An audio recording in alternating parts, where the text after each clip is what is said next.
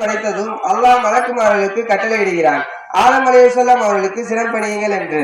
ஆனால் இப்லீஸ் மட்டும் ஆதம் அலைஹிஸ்ஸலாம் அவர்களுக்கு சிரம் பணிய மறுக்கிறான். அப்போ அல்லாஹ் கேட்கிறான், எனது இரு கரங்களால் படைத்த மனிதனுக்கு சிரம் பணிய உன்னை தடுத்தது எது என்று. அதற்கு இப்லீஸ் சொல்றான், நான் நெருப்பால் படைக்கப்பட்டவன், ஆதம் மண்ணால் படைக்கப்பட்டவர், அவரை விட நான் சிறந்தவன், பெரியவன் என்று தன்னை பெருமைக்குரியவனாக ஆணவம் கொண்டான். இதனாலேயே அல்லாஹ்வுடைய கோபத்திற்கும் சாபத்திற்கும் ஆளானான், விரட்டி அடிக்கப்பட்டான். இன்று நாம் அனைவரும் விரட்டி அடிக்கப்பட்ட ஷைத்தானின் தீங்கிலிருந்து பாதுகாப்பு தேடிக் கொண்டிருக்கிறோம். என்ன காரணம்? பெருமை என்ற குணம்தான். இந்த குணம் நம்மில் பலரிடம் இருக்கிறது. அல்லாஹ் இந்த உலகத்துல ஒருவரை விட ஒருவரை சில விஷயங்களை சிறப்பாக்கி வைத்திருப்பான். ஒருவர் அழகில் சிறந்தவராகவும், ஒருவர் அறிவில் சிறந்தவராகவும், ஒருவரை செல்வத்தில் சிறந்தவராகவும் ஆக்கி வைத்திருப்பான். இந்த சிறப்புகள் கொடுக்கப்பட்டவர்கள் என்ன நினைக்கிறார்கள்? பல நேரத்தில் நாம் தான் இந்த உலகத்திலே சிறந்தவர் என்று. குறிப்பாக பொருளாதார ரீதியாக அல்லாஹ் ஒருவரை மேம்படுத்தி வைத்திருப்பான். பெரிய கோடி கோடியான சொத்துக்கள் கிடைத்து விட்டால் நாம் தான் இந்த உலகத்திலே சிறந்தவர் என்று நினைத்து மற்றவர்களை இழிவாக நினைப்பது. உண்மையில் இஸ்லாத்தின் பார்வையில் செல்வம் என்பது ஒரு சோதனையாகவே அல்லாஹ் வைத்திருக்கிறான். ஒருவருக்கு செல்வம் கொடுக்கப்பட்டாலும் சரி, அவரிடத்தில் இருந்து செல்வம் எடுக்கப்பட்டாலும் சரி, செல்வம் என்பது ஒரு சோதனையாகவே அல்லாஹ் வைத்திருக்கிறான். ஒருவர் செய்யும் தொழிலை வைத்து கூட அவரை மட்டப்படுத்துவது.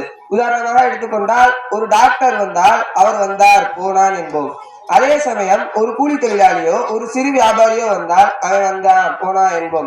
இதற்கெல்லாம் அடிப்படை காரணம் நம்மை அறியாமையே நம் மனதில் உள்ள பெருமை என்ற குணம்தான். இந்த குணத்தோடு மரணித்தால் அவர் சோனம் செல்ல முடியாது. வலகுல் கிப்ரியா ஃபிஸ்ஸமாவாத்தி வல் அர்ல், வானங்கள் பூமியுடைய பெருமை அனைத்தும் அல்லாஹ்விற்கே சொந்தமானது. பெருமைக்குரியவன் அல்லாஹ் மட்டும்தானே தவிர மனிதர்களுக்கு பெருமை அளிப்பதற்கு தகுதியே கிடையாது என்று அல்லாஹ் கூறுகிறான். அதே போல இரண்டாவதாக எடுத்துக்கொண்டால் மோசடிக்காரன். மோசடி என்ற நிலையில் இருந்து யார் விலகியவராக மரணிக்கிறாரோ அவர் சொர்க்கவாசி, யார் மோசடியோடு மரணிக்கிறாரோ அவர் நரகவாசி. மோசடி என்று எடுத்துக்கொண்டால் எத்தனை வகையான மோசடி இன்றைக்கு. எதை எடுத்தாலும் மோசடி இல்லை என்றால்தான் ஆச்சரியப்பட வேண்டியிருக்கிறது. எடுத்த எடுப்பிலே ஒரு வியாபாரம் என்று எடுத்துக்கொண்டால் அதிலே 100% நம்பிக்கையோடு யாரிடம் போய் வாங்க முடிகிறது? எங்கு போய் எந்த வியாபாரம் செய்தாலும் ஒரு சந்தேகம் கண்ணோட்டத்தோடைய வியாபாரம் செய்ய வேண்டி இருக்குது. ஏமாற்றி விடுவாரோ, ஒரிஜினல் பொருள் தானா, டூப்ளிகேட்டை தந்துட்டாரா, என்னன்னு தெரியலையே, உள்ள பாட்டை கழட்டிருப்பாரோ, வேற பாட்டை சேர்த்திருப்பாரோ. ஒரு வாகனத்தை கொண்டு போய் சர்வீஸுக்கு நிம்மதியா வாங்கி வர முடிகிறதா? அடுத்த சர்வீஸுக்கு போகும்போது வேற கடைக்காரன் சொல்றான் உள்ள ஒரிஜினல் பார்ட்ஸ் இல்லைங்கிறான். அப்பதான் தெரியுது, ஆஹா ஏமாத்திட்டாங்களே, மோசடி பண்ணிட்டாங்களே. இப்படி எந்த துறை எடுத்து பார்த்தாலும் பிற மனிதர்கள் மீது இருக்கிற நம்பிக்கை குறைந்து போயிருக்கிறது. இதற்கு பின்னணியில் இருப்பது என்ன? மோசடி என்ற குணம். எப்படியாவது நான் சம்பாதிக்கணும், யாரு கேடு கெட்டு போனா என்ன, யாருடைய சொத்தா இருந்தா எனக்கு என்ன, அது ஹலாலா வந்தா என்ன, ஹராமா வந்தா என்ன, நான் சம்பாதிக்கணும் என்ற உணர்வு தான் நமக்குள்ளே நிலைத்து நிற்கிறது. நபிகளார் சொன்னார்கள், நீங்கள் மோசடியோடு மரணித்து விடாதீர்கள்.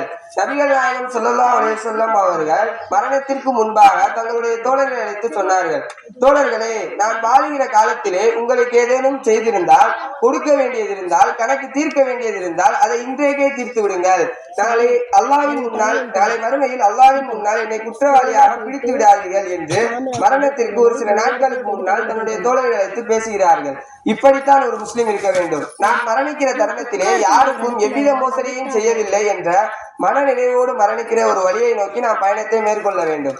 அப்படி மோசடி இல்லாமல் இருந்தால் சுக பாக்கியத்தை பெற முடியும். நபிகளார் சொன்னார்கள், யார் மோசடி செய்கிறாரோ அவர் நம்மை சார்ந்தவர் அல்ல. மோசடியினால் ஒருவன் பாதிக்கப்பட்டு நம்முடைய ஏமாற்றத்தால், நம்முடைய மோசடியால் ஒரு மனிதன் பாதிக்கப்பட்டவன் அல்லாஹ் இடத்திலே கையேந்தினால் நாளை மறுமையில் நம்முடைய நிலை என்ன? ஏன் இந்த உலகத்திலே நம்முடைய நிலை என்ன? நபிகளார் சொன்னார்கள், பாதிக்கப்பட்டவருடைய பிரார்த்தனைக்கு அஞ்சிக்கொள். ஏனென்றால் அவருடைய பிரார்த்தனைக்கும் அல்லாஹ்வுக்கும் இடையே